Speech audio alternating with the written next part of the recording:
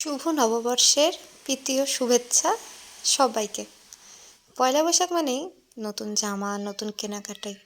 সবাই কত কিছু কিনে না পয়লা বৈশাখে। তো আমাদের প্রত্যেকেরই ছোটোখাটো কিছু না কিছু নতুন কিন্তু হয়েই থাকে। তবে এই শাড়িটা যে আমি পরে আছি, পরে পরে নকশা মারছি, সেটা কিন্তু মোটেও নতুন শাড়ি না, এটা আমার পুরানো শাড়ি।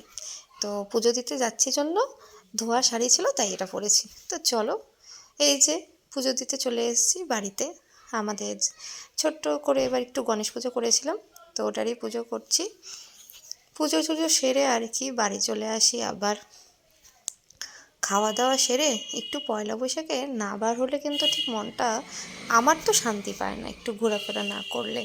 বাড়িতে বসে বসে আমার দমটা বন্ধ হয়ে যায়।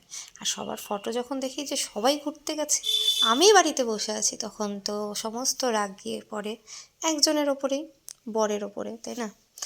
কী জানি বাবা, আমার তো এমন হয়, তোমাদের হয় কিনা আমি জানি না। তো খাওয়া দাওয়া সেরে, আর পয়লা বৈশাখের দিন বেশিরভাগ সবার বাড়িতেই মাংসটাই হয়ে থাকে, তাই না? তো ভিডিও এরপরে আর কিছু নেই, তো ফটো দিয়েই সেরে ফেলেছি আজকের ভিডিওটা। আজকের মতন এই পর্যন্তই, টাটা।